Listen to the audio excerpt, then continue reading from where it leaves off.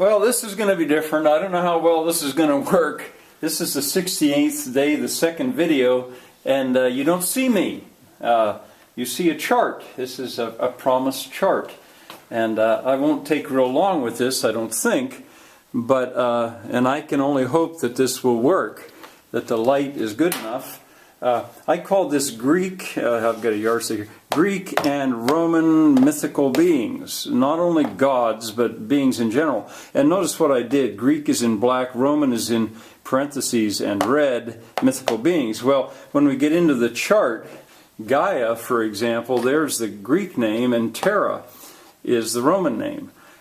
Greek and Roman mythologies are so similar that in a lot of ways just the names change. There are mistakes on this chart also, I should point out. Uranus is his, I think that's spelled wrong, is his Roman name. Gaia, Tellus, I guess. Their child, if you will, is Kronos, maybe should be a K, I don't know. Romans call him Saturn, Rhea, Ops. They were Titans, I guess. I'm not going to explain this all. On the left side, these are sort of creatures that aren't exactly gods or goddesses. The Cyclops, I'll tell you about him later. Pegasus, I mentioned him. Medusa, I mentioned him. Cerberus, I haven't mentioned all of them. But anyway, to sort this out, it's a little bit like a genealogy. These two, there's their 6 kids. Zeus in the middle, Demeter his sister, Hera his sister, Hades the brother, Hestia of the hearth, Poseidon. And there's what they're the god of. Equals means they mated. Persephone, I told you that story, daughter of Demeter. Zeus and Hera, they had the child Ares, the god of war. Hephaestus, real important to me. I'm going to have more to say about Hephaestus later on. Poseidon, he had the various Nereids. Thetis, she was the mother of Calibos, that should be an O, and also Achilles. I'll be speaking about him soon. And we get down here, and Zeus had all kinds of kids.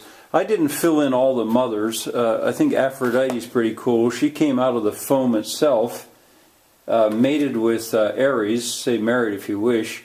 And what was the result? Eros, should be only one R, Cupid.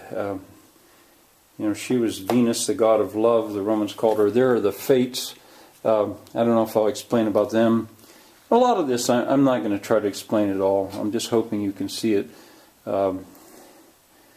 Dionysus, the god of wine and partying. I'll have something to say about him. I have C in pencil. I guess his mother was Persephone. Didn't realize that.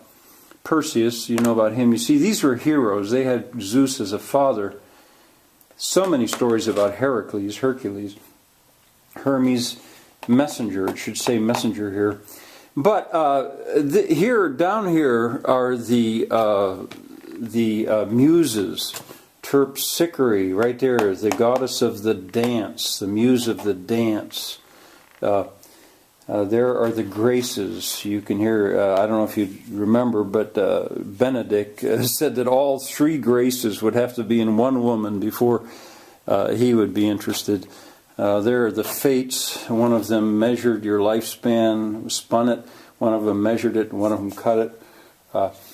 If something atrophies, it dies. Okay, and one other touch I wanted to show you that I think this is kind of cool, that the mother of the muses was the goddess of memory. In other words, if it is a truly great enough work of art, you remember it. And Mnemosyne was her name. I don't know what her Greek name was. All right, well, that's... I guess the only other thing I'll tell you is that I should mention the Percy Jackson series of books. I haven't read them, but they made such a difference in my students' knowledge of Greek mythology. Percy, I assume, is Perseus. Jackson, I assume, is Jove's son. Jove is another name for Jupiter. And Perseus, there he is, he was Jove's son. All right, that's it for today.